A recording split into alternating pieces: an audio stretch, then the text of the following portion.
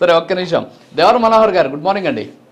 ఏంటి బడ్జెట్లో పవన్ కళ్యాణ్ గారికి సంబంధించి ఏమన్నా ఉంటుందా? పవన్ కళ్యాణ్ గారి పాత్ర, పవన్ కళ్యాణ్ గారు చెబితే నిధులు వస్తున్నాయి, పవన్ కళ్యాణ్ గారు చెబితే రాష్ట్రానికి రోడ్లు వస్తున్నాయి, పవన్ కళ్యాణ్ గారి వల్ల కేంద్రం నుంచి భారీ ఎత్తున డబ్బులు వస్తున్నాయి. సో రకరకాలైనటువంటి ప్రచారాలు జరుగుతున్నాయి.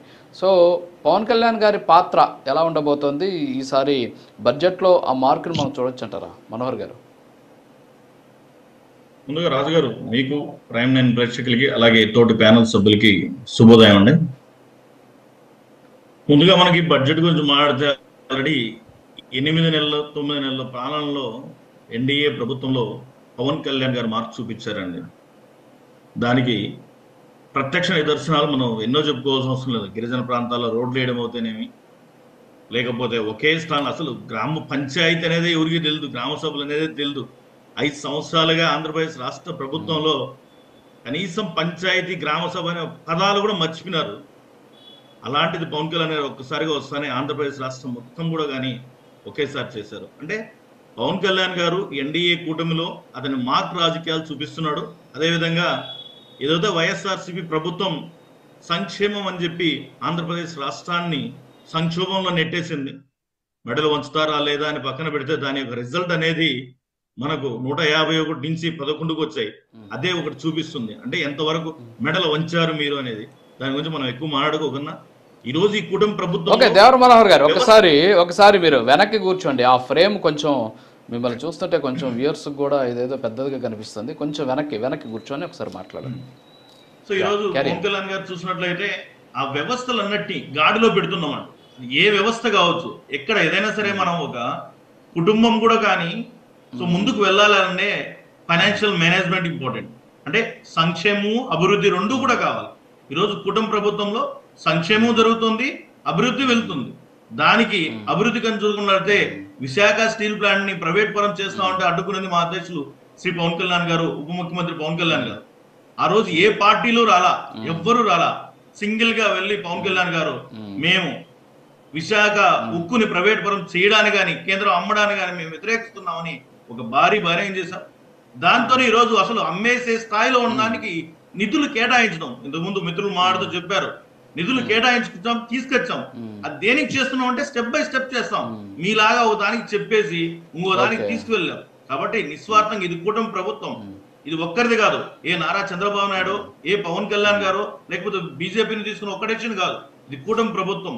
ఏదైనా ఒకటి జరగాలంటే ముగ్గురు ఏకపక్ష నిర్ణయాలు లేకన్నా ముగ్గురు కలిసి తీర్చుకొని ఎస్ ఇది ఆంధ్రప్రదేశ్ రాష్ట్ర ప్రజల కోసం, ఆంధ్రప్రదేశ్ రాష్ట్ర భవిష్యత్తు కోసం ఇది పనికొస్తుంది అంటే అప్పుడు ఖచ్చితంగా ఆ నిర్ణయం వైపు వెళ్తాం.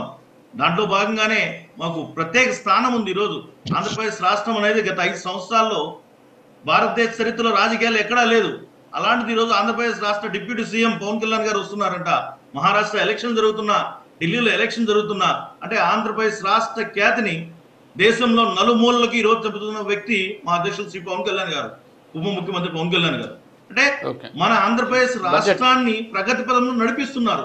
వీళ్ళలాగా స్కీమ్లు చేసేసి అసలు దేనికి పొంతనుండదు. ఏ మాటకి ఆయన చెప్పారు పోలవరం 2020 ఓకే. బడ్జెట్ ఎలా ఉండబోతోంది? బడ్జెట్ ఎలా ఉండబోతోంది? బడ్జెట్ లో పవన్ కళ్యాణ్ గారి పాత్ర ఎలా ఉండబోతుంది? సో కూటమిలోనే ఉన్నారు మీరు, కూటమిలో అందరూ కలిసి తీసుకునేటువంటి నిర్ణయాలే ఫైనల్. ఓకే, అదంతా ఓకే. పవన్ కళ్యాణ్ గారు ఈ రాష్ట్రానికి ఏం చేశారు, పవన్ కళ్యాణ్ గారు ఎక్కడికి వెళ్ళినా 100% స్ట్రైక్ రేట్ వస్తుంది. సో ఇవన్నీ ఓకే. ఇవాళ ఏంటంటే ఆంధ్రప్రదేశ్ రాష్ట్ర ప్రజలు చాలా ఆశగా ఎదురు చూస్తున్నారు. కేంద్రం నుంచి వచ్చేటువంటి బడ్జెట్లో నిధుల కేటాయింపు జరిగితే అప్పులు కాదు, అంతేకాకుండా తలసరి అప్పు పెరగదు. అంటే మా నెత్తిన ఉన్నటువంటి అప్పు పెరగకుండా ఉంటే బాగుంటుంది అని చెప్పేసి ప్రజలు ఆలోచిస్తారు. అంటే రాష్ట్రానికి సంబంధించి పరిపాలనకు సంబంధించిన అంశానికి వస్తే సో వాటికి సంబంధించి ఏం చేయబోతుంది మీ పార్టీ చెప్పండి. ఖచ్చితంగా అండి, ఆంధ్రప్రదేశ్ రాష్ట్రానికి కేంద్రం ఒక ప్రత్యేక స్థానం ఇస్తుంది. దాంట్లో నో డౌట్ అట. దాంట్లో భాగంగానే మనకు పోలవరం మన నిధులు రావడం జరిగింది. అదేవిధంగా ఎంఎన్ఆర్జీఎస్ స్కీమ్ కింద లాస్ట్ మంత్ కూడా కానీ ఒక 12,000 crores మనకి శాంక్షన్ అయ్యే రోడ్లు ప్రతి ఒక్కటి కూడా కానీ ఆంధ్రప్రదేశ్ రాష్ట్రానికి కేంద్ర ప్రభుత్వం ఎప్పుడైనా సరే గత 8 నెలల కాలంలో బడ్జెట్ ప్రవేశపెడితే 100% ఒక ప్రత్యేక స్థానాన్ని ఇస్తుంది. దాంట్లో భాగంగా ఈరోజు మనం చూస్తుంటే ఎంఎన్ఆర్జీఎస్ స్కీమ్ కింద మనకి ఏ రోజు రోడ్లు సీసీ రోడ్లు కానీ, బీటీ రోడ్లు కానీ, గ్రావెల్ రోడ్లు కానీ వేసిన గత 5 సంవత్సరాలు పోల. అలాంటిది ఈరోజు ఒక సీసీ రోడ్డు పంచాయతీరాజ్ శాఖ నుంచి అవుతాయి, ఆర్ఎన్బి అవుతాయి, ఏదైనా సరే ఈ నిధులతో వెయ్యండి అని ఇస్తున్నాం. అంటే కేంద్ర ప్రభుత్వం సహాయ సహకారాలు ఇస్తుంది, ఆంధ్రప్రదేశ్ రాష్ట్రానికి ప్రత్యేక స్థానం ఉంది కాబట్టి ఇస్తుంది కదా రాజు గారు. సో లేకపోతే ఎంఎన్ఆర్జీఎస్ కేంద్ర నిధుల కింద పనికి ఆహార పథకం ఇచ్చేదానికి ఈరోజు రోడ్లన్నీ బాగు చేసి గిరిజన ప్రాంతాల్లో డెవలప్ అవుతున్నాం. అదేవిధంగా పోలవరం ప్రాజెక్ట్ అవుతేనేమి, పోలవరం అనేది అయిపోయిందని చెప్పి 5 సంవత్సరాలు డ్రామాలు చేసిన వీళ్ళు ఈరోజు కంప్లీట్ పోలవరంకి మళ్ళా అడిషనల్ ఫండ్స్ వచ్చే విధంగా కూడా కానీ కుటుంబ ప్రభుత్వం తీసుకుంది. Yeah okay okay okay Manohar గారు, మస్తానరావు గారు, చూసాం ఇప్పుడు మనం ముగ్గురు మాట్లాడారు, 3 పార్టీలకు సంబంధించినటువంటి ప్రతినిధులు మాట్లాడారు. శేఖర్ రెడ్డి గారు ఏమో నేను రాజకీయాలు మాట్లాడను, సో